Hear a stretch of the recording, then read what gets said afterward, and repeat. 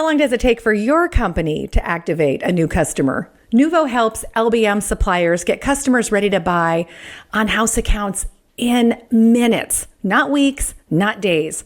With instant verifications, streamlined job sheets, and real-time credit insights, your team can start loading trucks while your competitors are still checking references.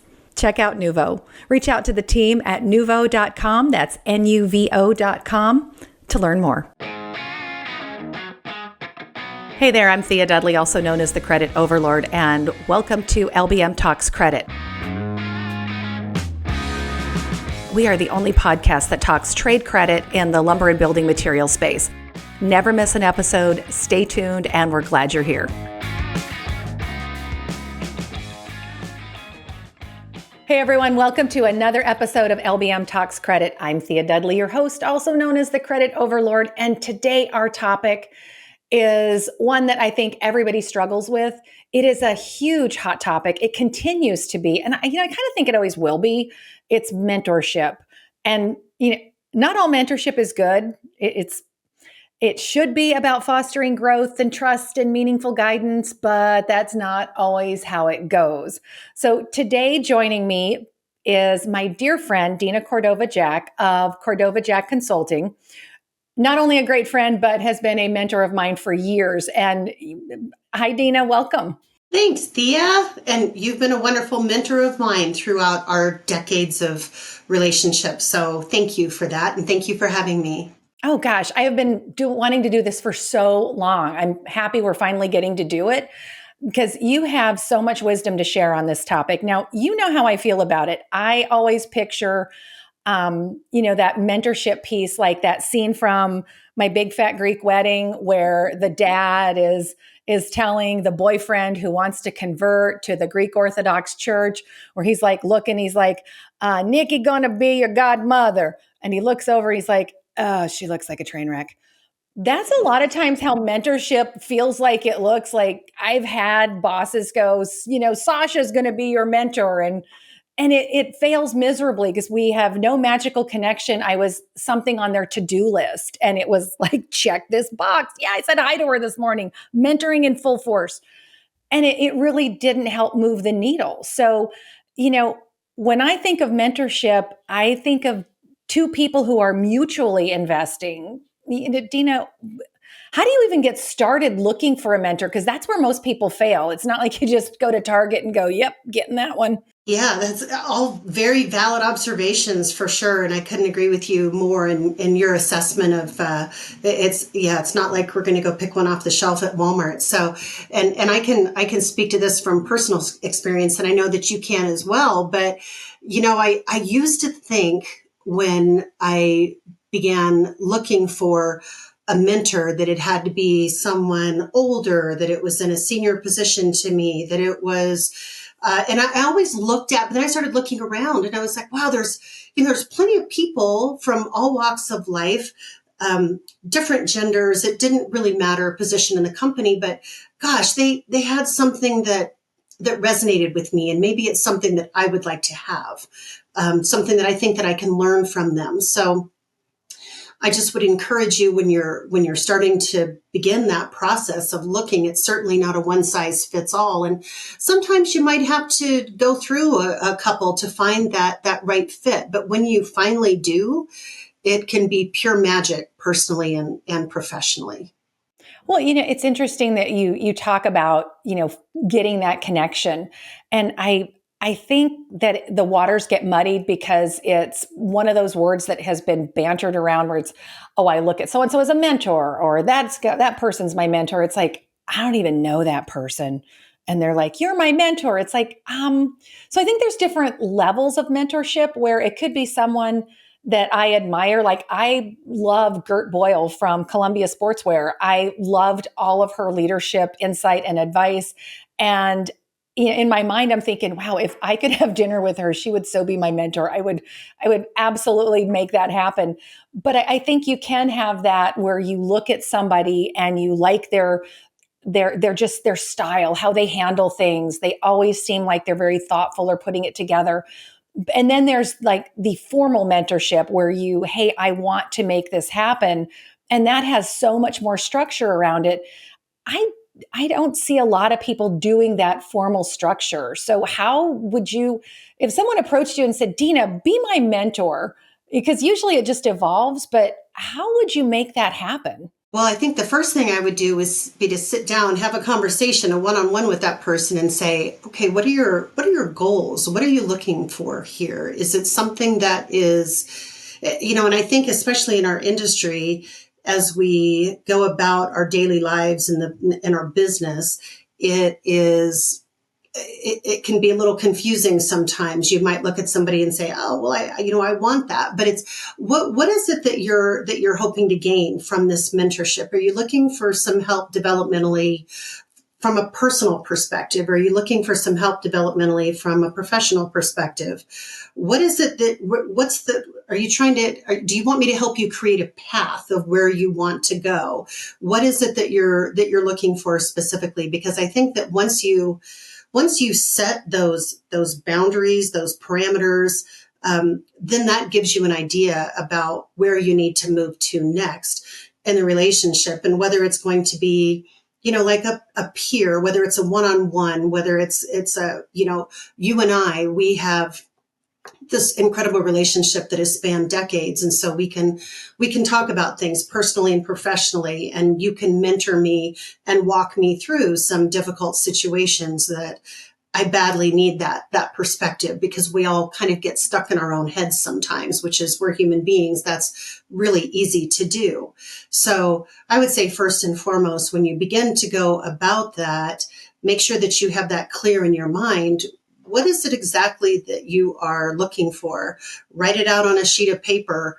You can even talk through it with somebody that you trust. I mean, what are my areas that I need to develop professionally? What are areas that I'm struggling in personally?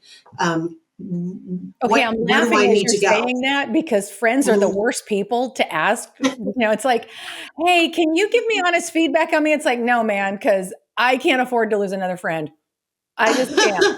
I think it's almost like having a therapist. You want to go to somebody where you're like, look, we have a good relationship, and then it develops. I'm going to use Robert Tiffin from Silvercoat, where he and Mhm. I work together, and we've had lots of in-depth conversations. And over time, it became a very informal, where I could call him and say, "Hey, tell me the honest insight." You have to be able to connect with people that they're not afraid to tell you, yeah, I think you're insane. This is not a good idea. Whatever it is that you're doing, they have to be able to call you out, and you have to be mature enough to hear it. And that's where sometimes friends, don't want to hurt your feelings. You and I have never had that problem. You're kinder than I am, then, because I'm like, girl, that sounds dumb.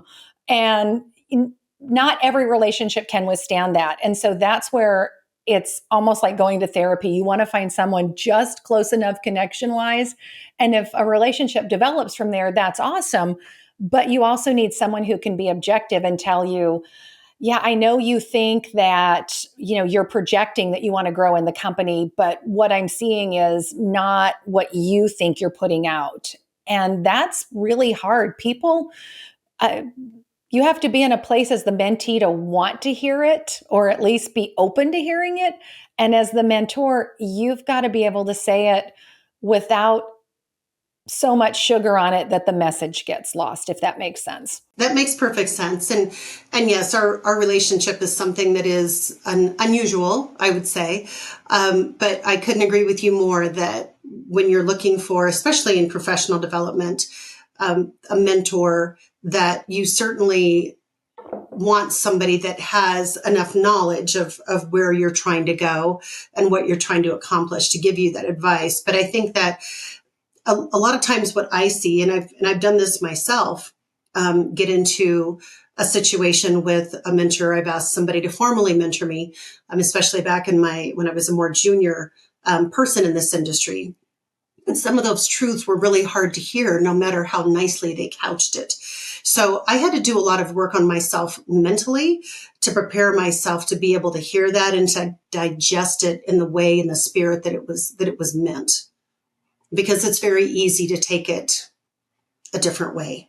Well, what is it they say that, you could get like a million accolades and somebody says one thing that's Mm-hmm. like barely negative, and that's what you focus on.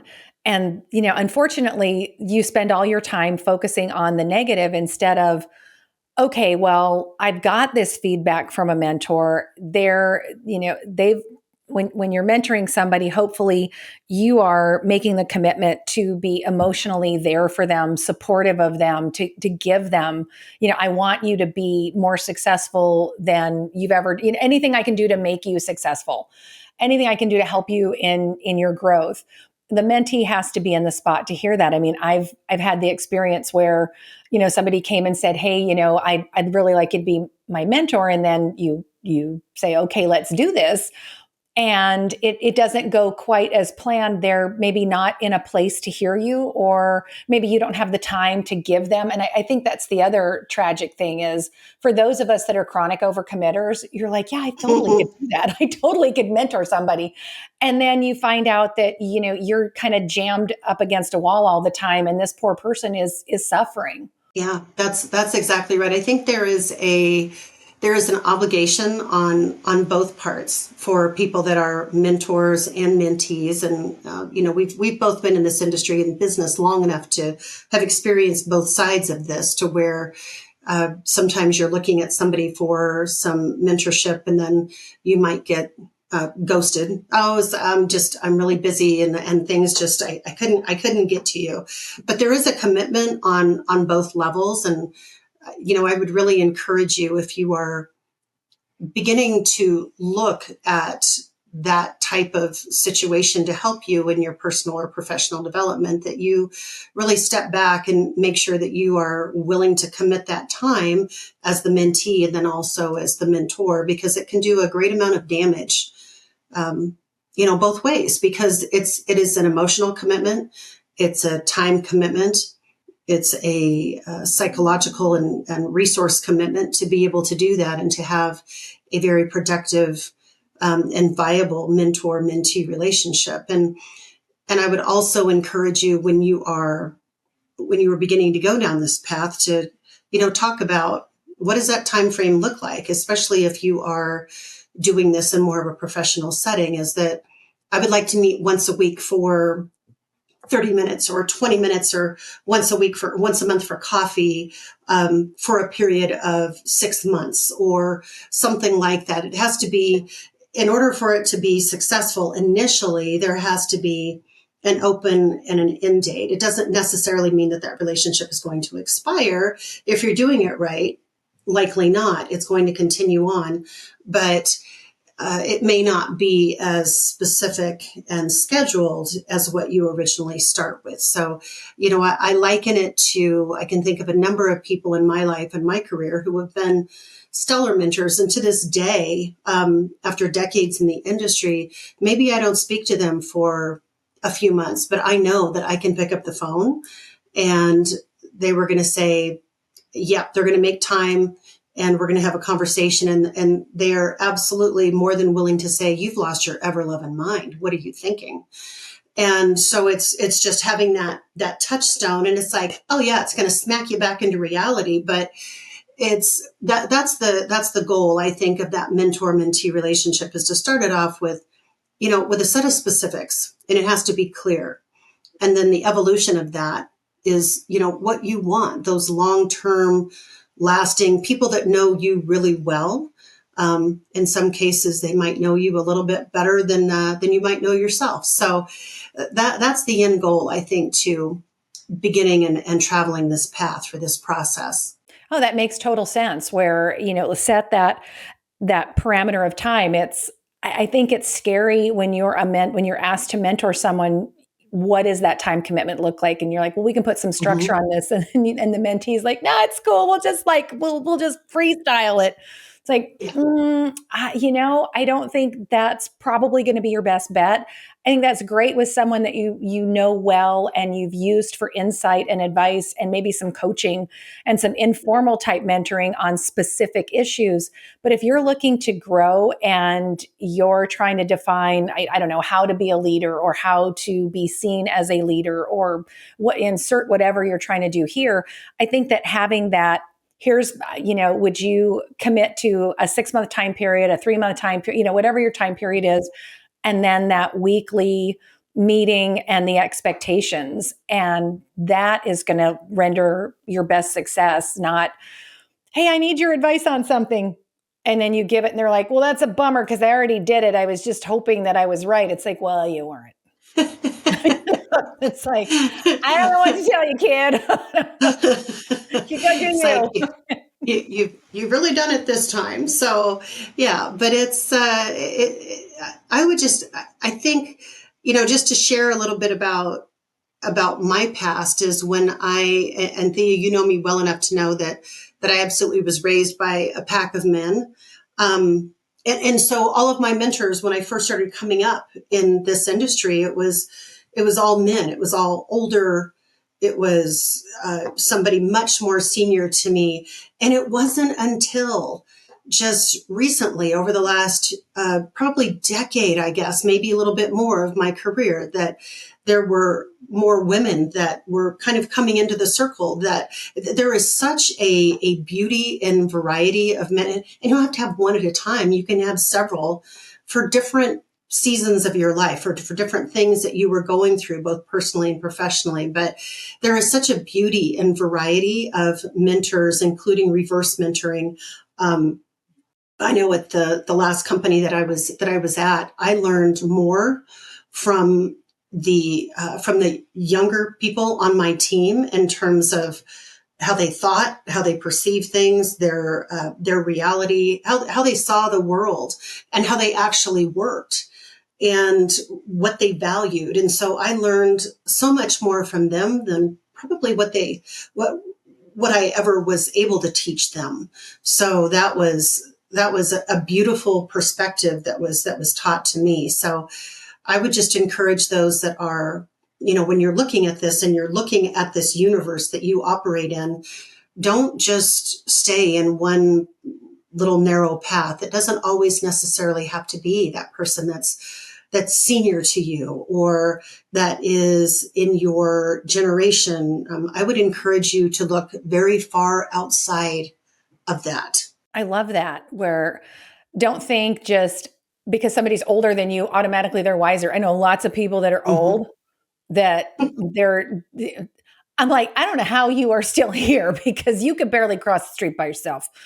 But then there's like the tech guys, all of the guys and girls in tech where you're looking at them Yeah. going, I need you to reverse mentor me in just some of the jargon and what that world looks like, that industry. And so when you talk about don't just stay, to quote, in your lane, like credit professionals, if I don't interact with people outside of that little credit sphere, it's like, yeah, Mm-hmm.